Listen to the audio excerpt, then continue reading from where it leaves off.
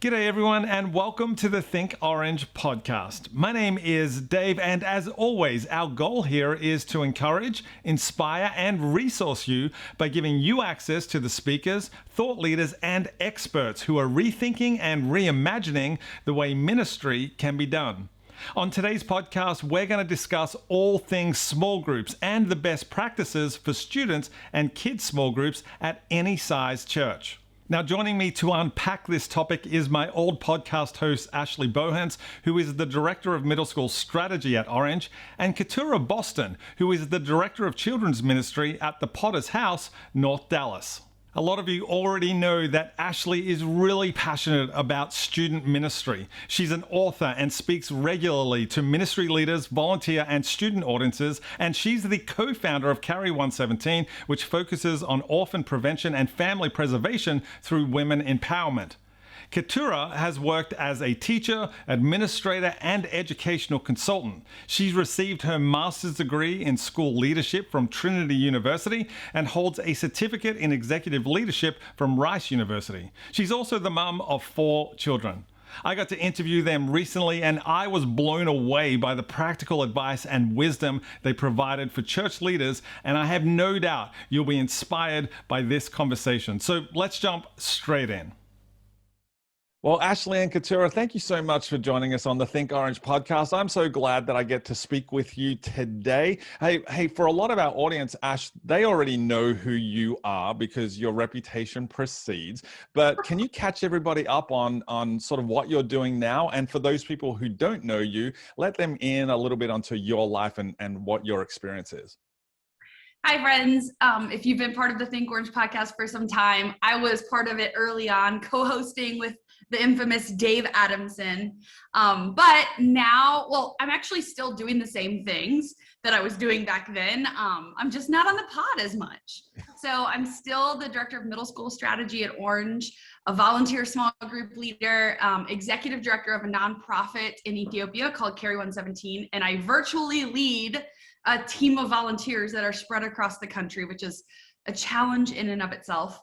But prior to doing these things, I served at 2 different churches, one in Atlanta, Georgia, and one in Baltimore, Maryland. Say it that way because it sounds more fun. I specifically have worked with middle school at both churches. The first church, I actually started as a volunteer. I was the middle school teacher in the community, and then I transitioned to that was my vocation, became the middle school pastor. We had 2 services, one Saturday, one Sunday, about 58 volunteers, and maybe about 200 students. We just had 7th and 8th grade in that ministry. And the second church that I served at was a multi-campus church, 6 churches in the Atlanta area. I worked on the multi-campus church, which meant I resourced our local campuses for their large group, their small group, and their events. And those 6 campuses ranged from 25 middle schoolers, it was 6th, 7th, and 8th grade, to 1,500 middle schoolers on a weekend. So that's my context. Wow, you've got a lot going on there. And as much as I want to dive into the whole Maryland thing as opposed to Maryland, I want to make sure that I give Keturah some time to introduce herself as well. Keturah, it's so great to meet you. Can you tell everybody a little bit about what you do and what your context in ministry is? Yes, absolutely, Dave. And thanks for having me. I'm so glad to be here with both of you. You all are so much fun. Currently, I am the Director of Children's Ministry at the Potter's House North. And I really have an amazing, amazing pastor. I'm going to say her name, Cheryl Brady, because what I get to do matters a whole lot. And she makes what I do a lot more easier because she gives me the power of permission. So that'll make a lot more sense as we conversate. But previously, I was a middle school principal. I have designed 2 schools in the city of San Antonio. They're both still in existence. One was to recover students who had dropped out or were just not able to complete school for various reasons. I worked with a team who helped design a program that would get them back in and get them accelerated in their graduation so that they could meet their career and job readiness goals to kind of get their lives going and just really get them back in the fold. Designed a school from K through 12th grade. The last time I was there, though, we had only gotten to the 10th grade. So some of the people who came and took the reins after that got to build out those other grade levels up to senior grade. Before now, my husband and I, we've always been in ministry together. I've been in ministry for over 19 years and with kids. And somehow, believe it or not, right? I always thought that I ended up in front of kids because I was one of the younger people in the church.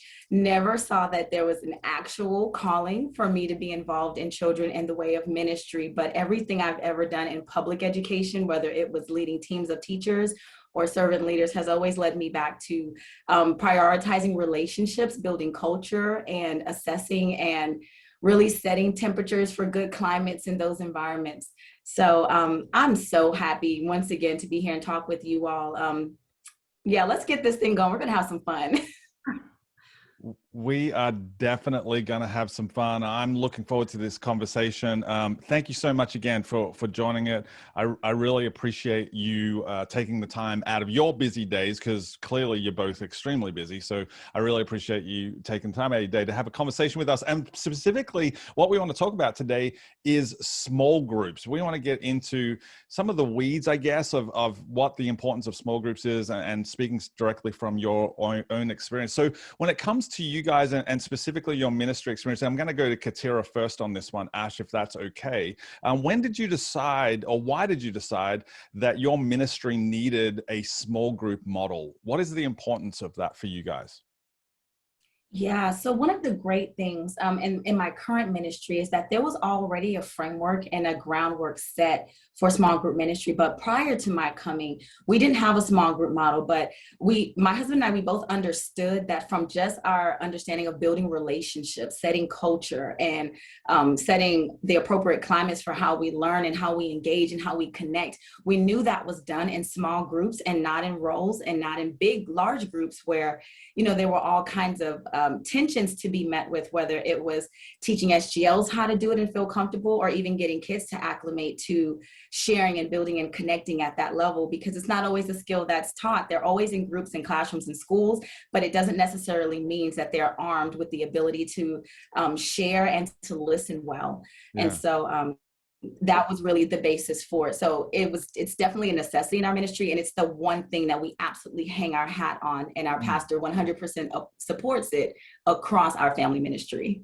Yeah. Ash, I know you agree, but can you just build onto that? Why is small groups so important?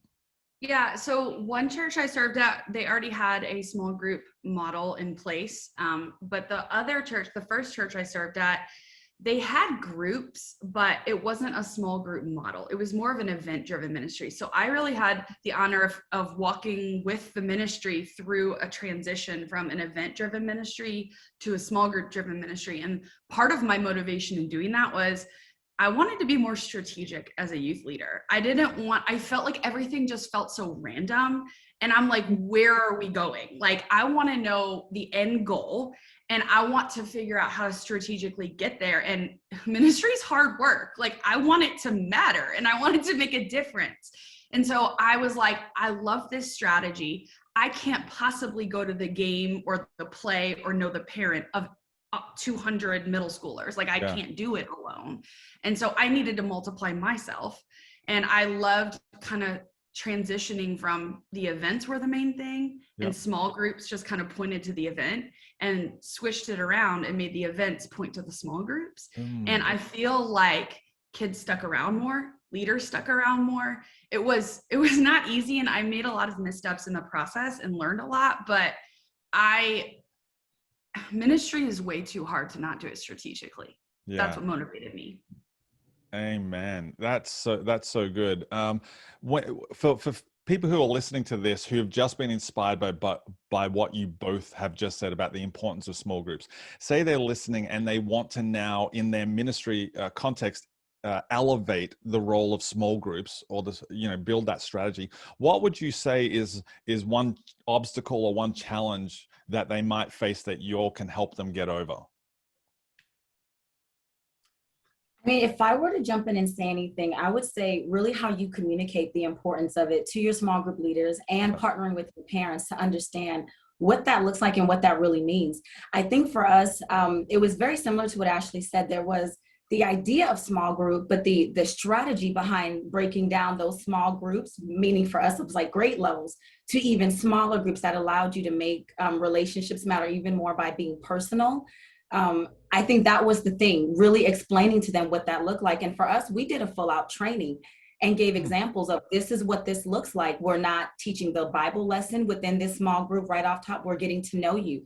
So we built a strategy around even questions that allows the small group leader as a facilitator to ask a question that they answer first, and the students get to know them, the students get to know each other, and they get to learn something about the students. So the end game for that portion was relationship building. So you imagine we have 54 or so Sundays in a year, right? And for our church, we were doing 2 services per Sunday, and not to mention the extras, but when you tally that up, you get over 100 opportunities. Say they're coming up, every single service, or a lot of them who stayed twice because their parents were servant leaders as well.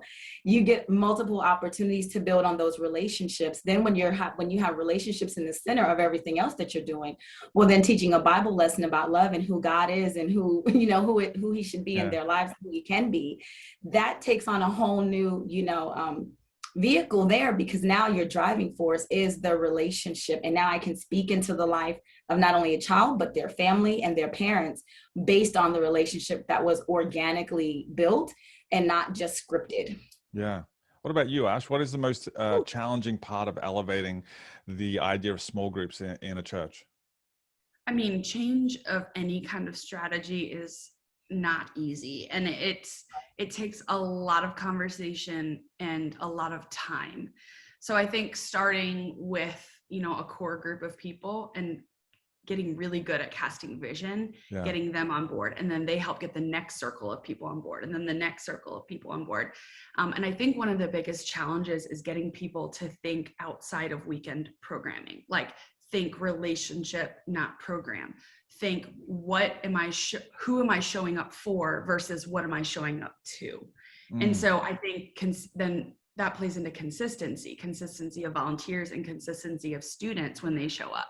Because if you start to think, who am I showing up for, then you start to want to show up at the same time, versus when this weekend can I attend a service and show up to serve, and it changes all the time. I think that was one of the hardest things too, is the students and parents need to catch that vision, because I know for me, I just moved my 8th graders up from 8th grade to 9th grade. And the last few months of their 8th grade year, they weren't showing up to the church building. And so it was definitely hard as a volunteer to keep showing up, like when they weren't showing up.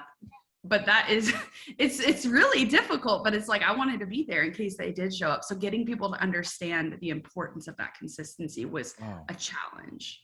Wow. What I loved about both of your answers is they're both practical. So you can take it a little bit of, and I hope it was practical for our audience as well, that they can take something from that and apply it straight away. So thanks for being so practical, but also casting that larger vision about the impact that it can possibly have. Keturah, for you, when it comes to preschool small groups, what makes a really good preschool small group leader? Okay, so the best preschool small group leaders that I've seen are the ones that understand the importance of connecting with those parents. It is so interesting to see our preschoolers like separating from nursery or coming in for the first time who haven't even started school yet. So that level of separation, if they're not in daycare, it's one to be reckoned with, right? And so building a relationship with their parents, because once their parents, and this is just what I've seen, when the small group leaders connect with the parents and give the parents a sense of ease, it helps the parents give the child a sense of ease, because really the parents are the child's window to the world. And so if mom or dad or aunt or grandmother say that this person is safe and they feel comfortable, then I'm more likely as a preschooler to feel a lot more comfortable.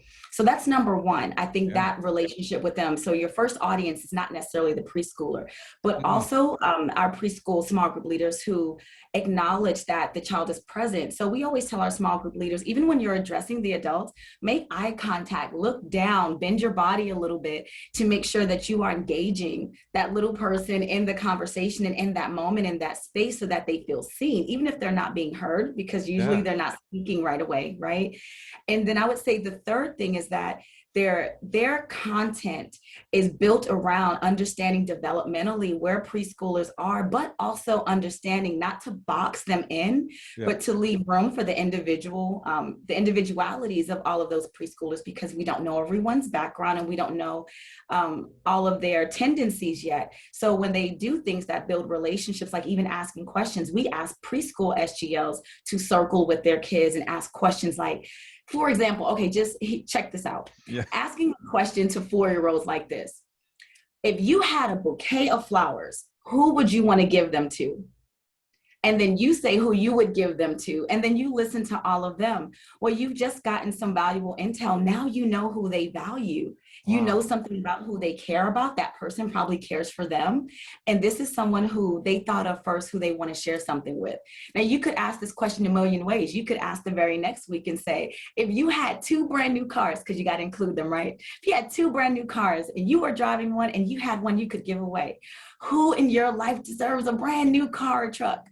And then you listen to that person, but you also are sharing. So once again, you're building organic relationships, even with your little people. And it's teaching them a few things. One, that they're valued to feel seen and heard. They have the right to pass and not answer. And that's okay too, because that's honoring and respecting their voice. But also you're really building, I'm going to say organic a lot today, but organic relationships and genuine relationships are built behind real conversations that matter. And so our best preschool SGLs do this with some of these strategies. And then, of course, the snacks. You got to have great snacks.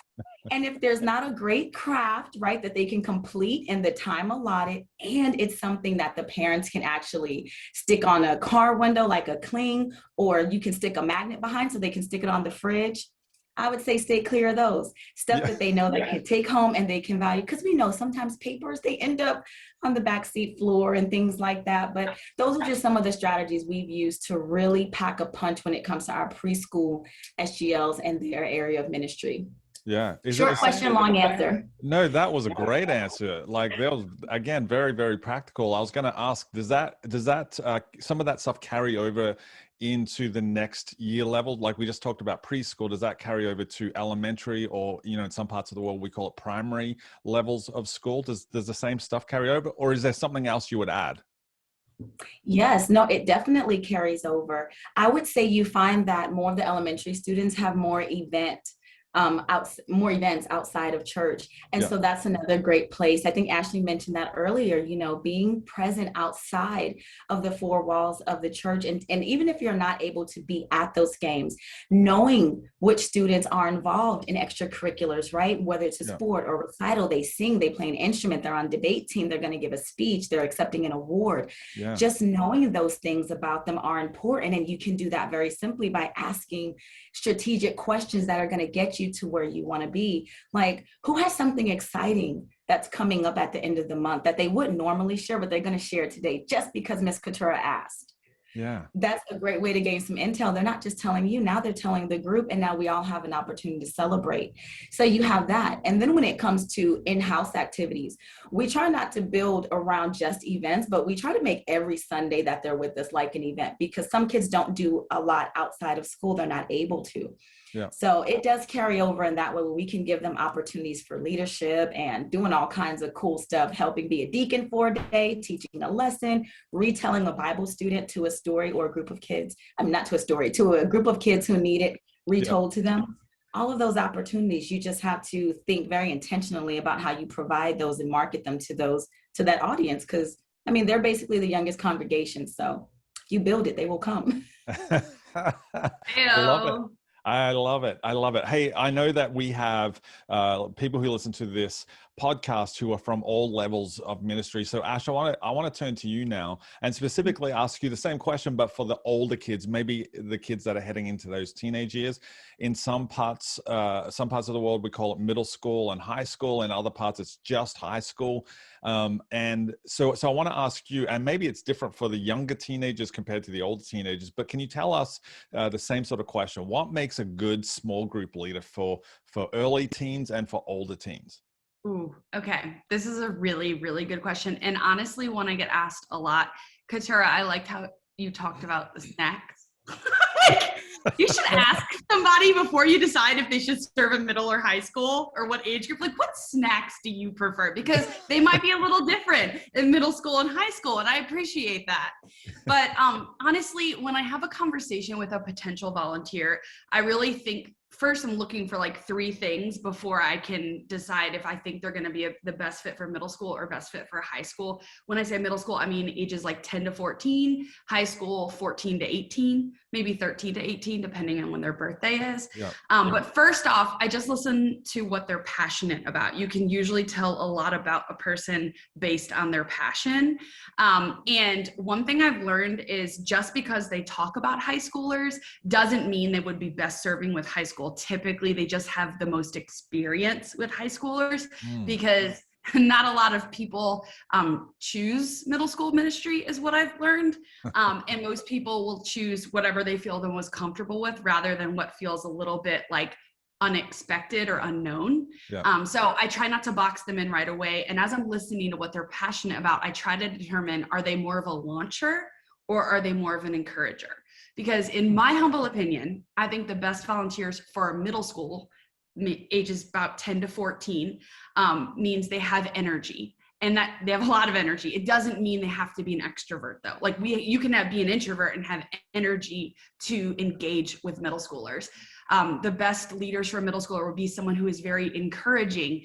They're very comfortable in who they are. They're comfortable with their weird factor because middle schoolers they don't care how old you are. They don't care how weird you are. They care that you like who you are and you present that to them.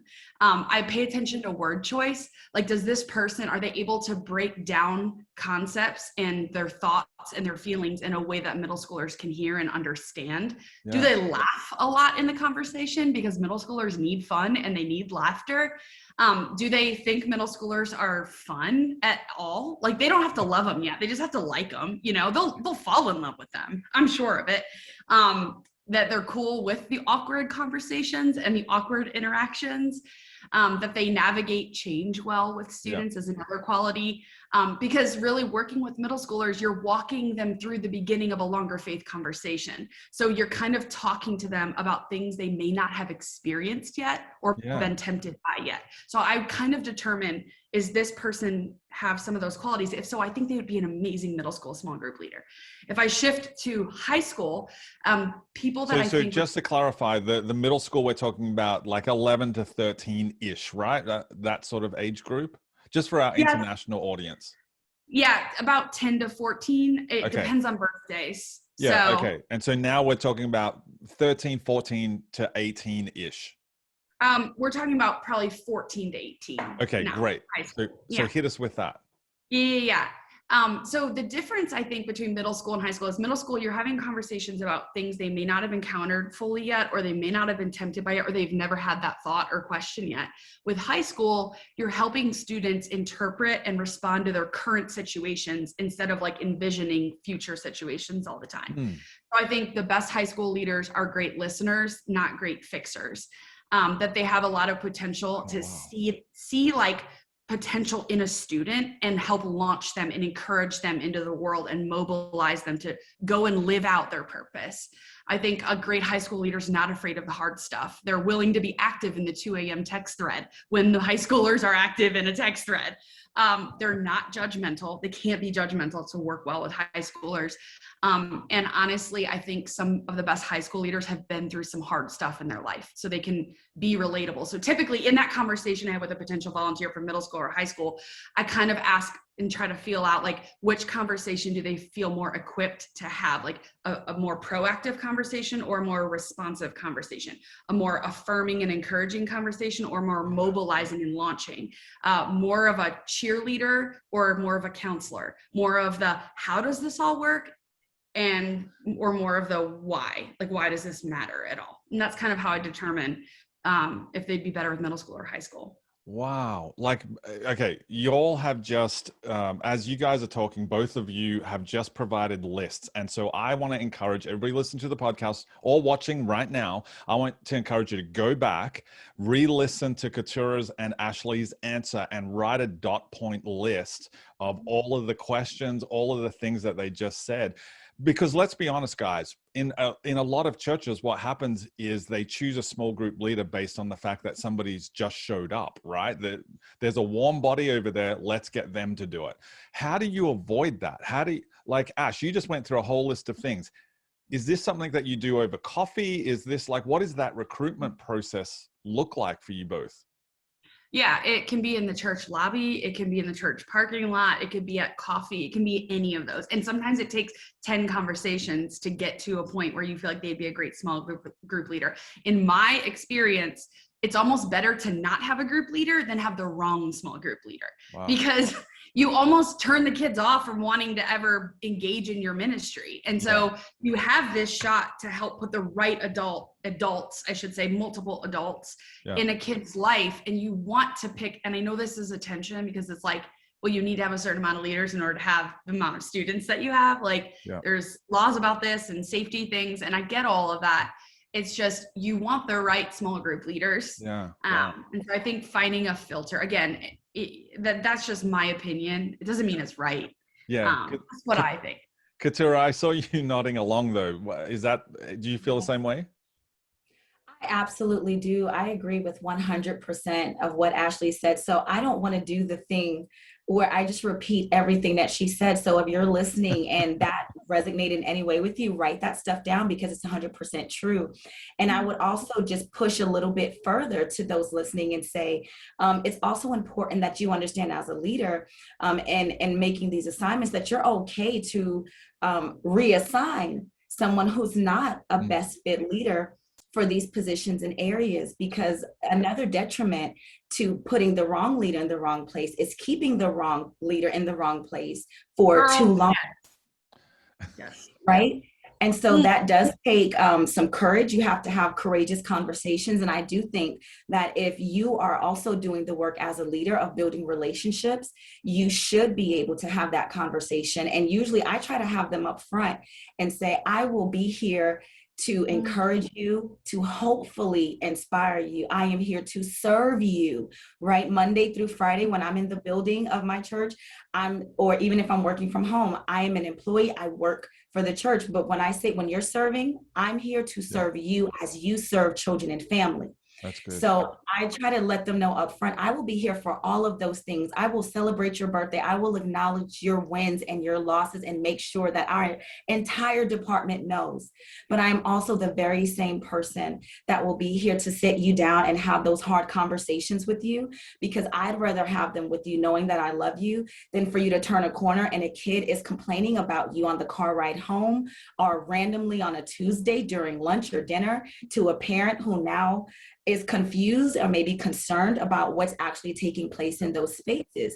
And so I think those are important things to just kind of keep in mind as well. And it doesn't mean always removing, but it does mean you have a conversation, because some of those conversations can lead to very eye-opening epiphanic moments where you have a touching opportunity, a moment to touch a servant leader in a way they did not know they were missing it, right? And you build a mutual trust and respect because we've had our wins together and we've had our correction together. And if they handle that well, that should let you know or be an indicator that they have the right heart to serve the families that you love and have vowed to protect. Because another thing, and this is my last point, and I'll turn it back over to you, Dave, is that we don't operate from a spirit of desperation when it comes to placing kids, leaders in front of our kids.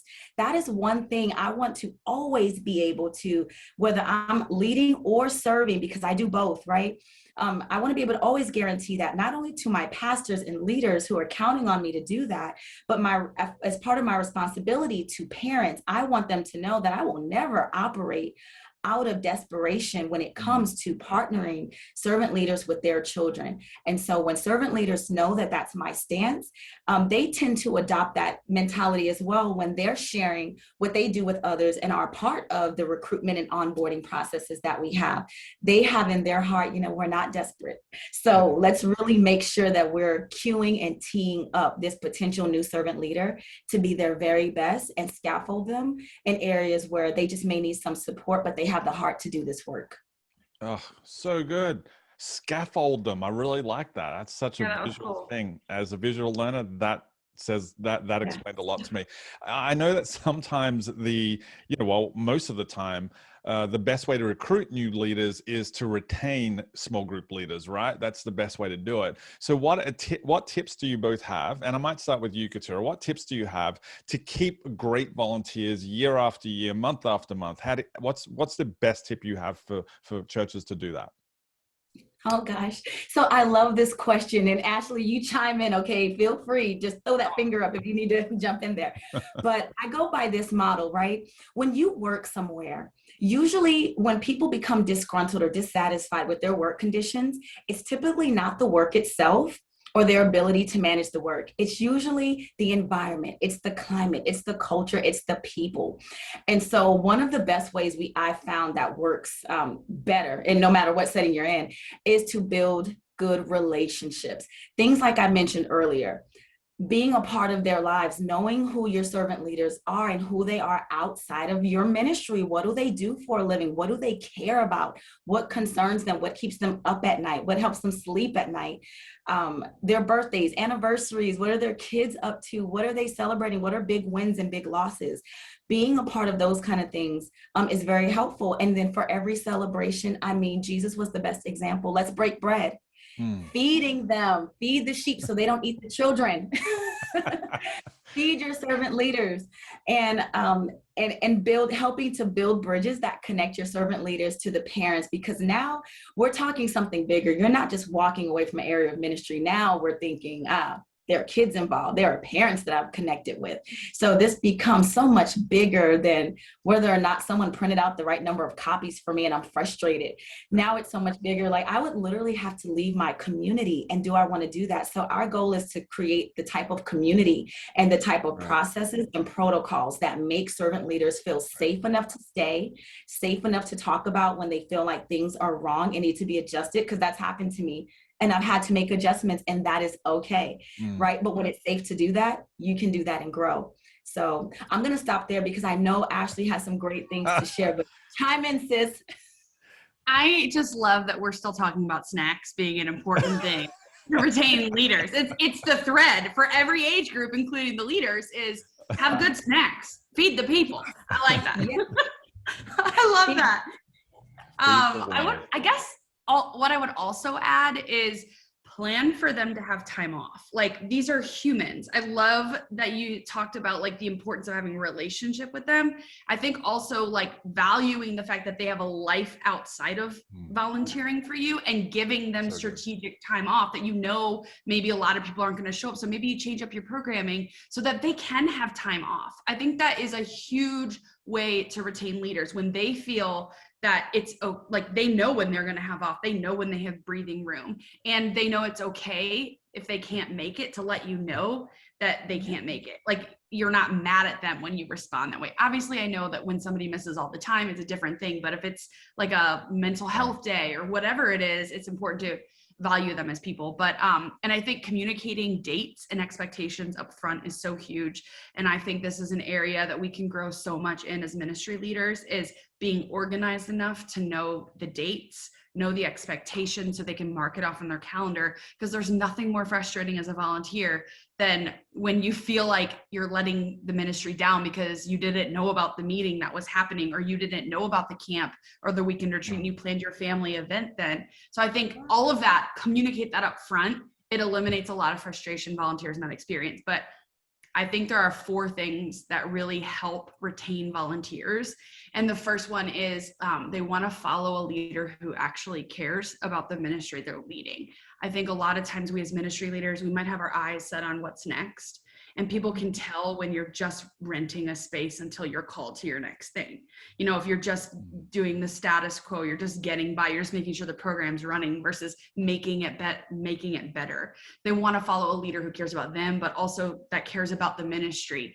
And that, energy and passion is caught from people, not taught. And so I think that is a huge thing. The second thing I would say is, are they serving in the right place? Keturah, you talked about before, like making sure that you shift somebody's responsibilities when you see that they're maybe not using they're not wired the way that they need to be in that specific role. And so I think there's a difference between a place and the right place. And I think that's our responsibility as ministry leaders to get to know our people and figure out where they would be best served. Because when we're serving in our sweet spot, that's where we want to stay. That's where we feel the most fulfillment. Like there's something about knowing God's using you for the way that you are in service to kids or teenagers that makes you want to keep doing it if it's fulfilling. The third thing would be like meaningful trainings, not meaningless trainings. So like, don't waste people's time with meetings. I think a lot of times we schedule, we're like, oh, we should have a training, and we put it on the calendar. We have no idea. There's no strategy behind what we're going to train them on. So then what do we do? We just go over logistics and we make them feel like it's a waste of their time. So instead of putting a meeting on the calendar and then think of something to train them on, I would lay out what do we need to train them on and have a plan, and then put the meetings on the calendar. So that's what's driving the trainings. You get big trainings, you can have small trainings. It can look different. And the fourth thing is authentic community. Katura, you talked about that a little bit, just like not surface relationships. Like there's a difference between like coming to do something versus coming to be part of something. Yeah. And I think that when we can create that kind of culture, which takes a lot of energy and a lot of time, I think that's when people want to stay. Wow. Y'all have just laid it out, the whole plan, I think, for every person who's listening, for their church to set up the whole small group thing. So thank you for being, first of all, so insightful and so wise in your answers, but also so practical as well. Because I think, sometimes just giving that high-end strategy is good, but giving that practicality really helps people take a next step. For those churches who are potential, or those people who are listening who are potentially still on the fence, right, about the importance of small group. I don't think they exist, but just say they're still on the fence. What are the big wins that y'all have experienced or seen from ministries that implement a really clear small group strategy? What's something that's been a great win for your ministry, Katura, maybe? Yeah, I think it was the first time we heard about one student asking their parent to take them to an event that someone else in their small group, another kid in their small group, was a part of, and saying, "Mom, can we show up for my church friend?" They didn't go to the same school. They only saw each other on the weekends. But because of the conversation that was had in circle, one of those questions, what's something that you're excited about that's coming up? They made a point to connect later on and exchange information, and actually persuaded a parent to go out on like a Tuesday or Wednesday night to participate in an event. And now those parents are very close friends. Oh, wow. And so I think that's probably one of the biggest ones. And I share a story because to just say the organic relationship was built, right? And to say that we built a community by evidence of just this one story. I think it's not enough to just show up, like Ashley mentioned, to just show up to do something, but to be someone to someone. And when you give kids an opportunity and you give parents an opportunity, when you create strategic things, even like those meetings and trainings that Ashley mentioned, when we've mentioned small group for parents, opportunities for parents to connect and talk to small group leaders, those are the kinds of things that have built our church community. Now, even I have parents who I can't even imagine how they could love me so much when we've been away for over a year and all we've been able to do is online and small group with their kids and have them texting me and messaging me on social media. When you come back, we want to help clean. We want to help paint. We'll come back and do whatever you need. This is the power of small group, not because of the name small group, but because of what it builds, because of what it fosters. And now I genuinely, where I felt like I was just serving parents, I feel like I have relationships. I actually, as a leader, my cup is being filled too, because I feel like I'm being filled up by that love and that genuine appreciation by the community that we built based on this strategy. So churches that we've seen do this, they're winning because they built a community. They built a campus-wide strategy that goes far beyond just a curriculum. When we're able to mention names of, small group leaders and parents and kids that are winning to our pastor, can you imagine imagine what that means to a small group leader to know that you mentioned their name to pastor, or parents who are being highlighted because their kid's amazing and we're giving all of the credit to the parent because we're saying you're their first small group leader, you're their first teacher and educator, and we're so grateful for you for sending us an amazing kid. It's those things. So if you're still on the fence, I hope you're not, but if you are, I'm going to safely assume, I think that it's because you haven't had an encounter and experience with it. And I think it's safer to say that if you try some of these strategies, one step at a time, small doses, start small, start meaningful, start intentional, and allow it to grow authentically into what it could be. And don't expect perfection or mastery from the beginning. Just start. Yeah. That's good. That's really good. So good. Okay, so I was actually thinking along the same lines. Like, I don't want to repeat you because you just like threw it down right now. So I love it. I'm going to jump on the parent train here because I think churches win when they implement a small group strategy because we help parents win. I think one of the things I've learned in my journey in ministry is that we as ministry leaders really aren't the heroes, which means you need a lot of humility to, navigate that journey because we want to feel important and what we do is important. But I think the role of a parent, and especially in youth ministry, I think it's underappreciated. The parent is the number one source of information and spiritual influence on a kid's life. A lot of time at Orange, we talk about the hours of influence we have on a kid or a student. And we say a small group leader in a given year has a maximum of 40 hours to influence a kid. And that considers sick days and vacations and, the average attendance in church. And maybe they are at their mom's house one weekend, their dad's house another weekend, 40 hours max, right? A parent has over 3,000 hours to influence their kids. So if you want to be a more strategic ministry leader, whether that's in kids ministry or youth ministry, I think what I've learned is that partnering with parents is the most important thing. And a small group strategy allows you to do that. You are able to empower the family to be the spiritual leaders. Not that they don't know how, but you come alongside and help bridge the gap that exists, give them resources. You don't have to have all the answers. You can be like the master of resources and send all the resources you have. And I think I really struggle with that, especially in my 20s, because I felt like I'm too young to talk to parents. Like, what am I going to say? Or I don't have kids. How could I possibly partner with parents? And I think I really realized I didn't do a great job of that early in ministry. And I think I've realized with a small group model, the biggest win for the church is making the parent and the family the winner. Yeah. That's so good. Okay, so now everybody is ready to implement this strategy. I have no doubt about it whatsoever.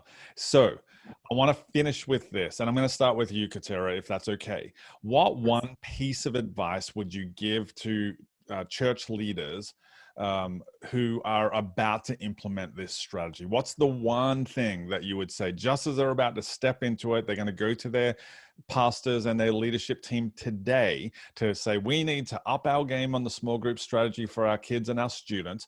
What's the one piece of advice that you would give them? That is so great. Best question ever. And I think about it often because I've had to do it before. And I did it wrong. That's going to be fun, right? I did it wrong. I brought something to my pastor, and not my current pastor, but a pastor. And I said everything wrong. We don't have this. We're not doing this, and other churches are doing it. That was the wrong approach. If I could share anything now, I would say the appropriate approach is to approach your pastor and lead from the heart. Pastor, I know what you value. I know why you placed me in this position, and together we were chosen for such a time as this. And I'm really feeling that God wants to move in the area of relationships and small groups in our church. What do you think about this?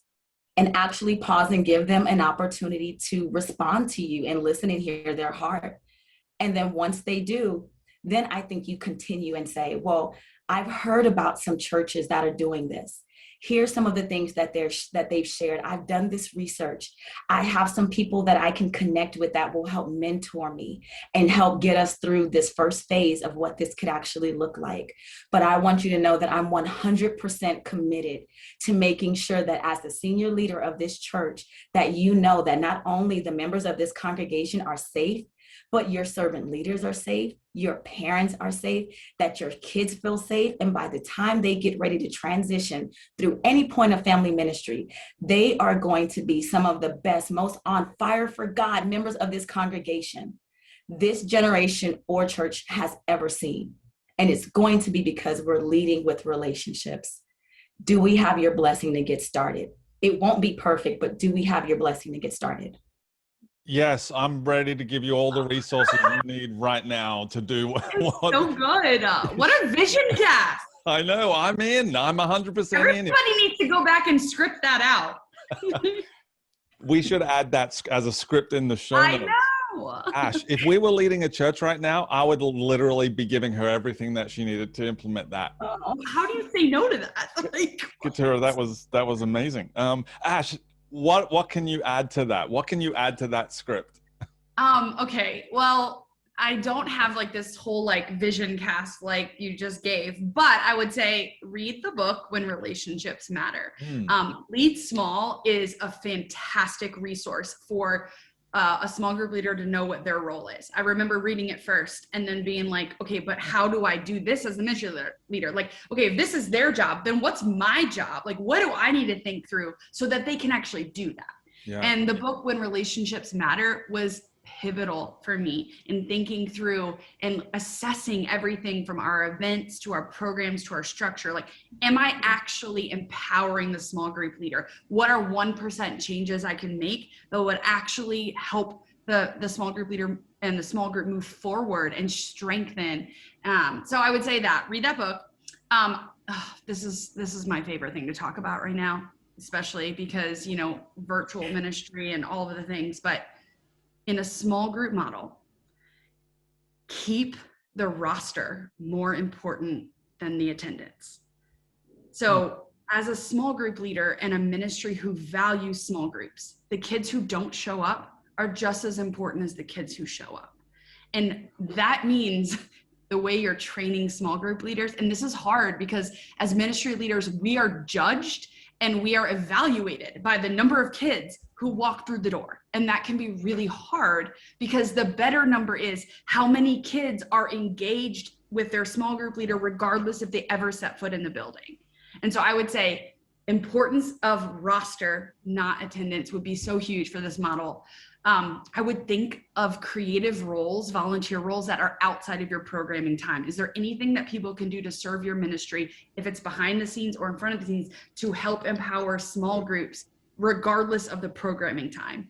And the last thing, and this is a hard one to swallow, you as the ministry leader may or may not be the best person to recruit and cast vision to small group leaders.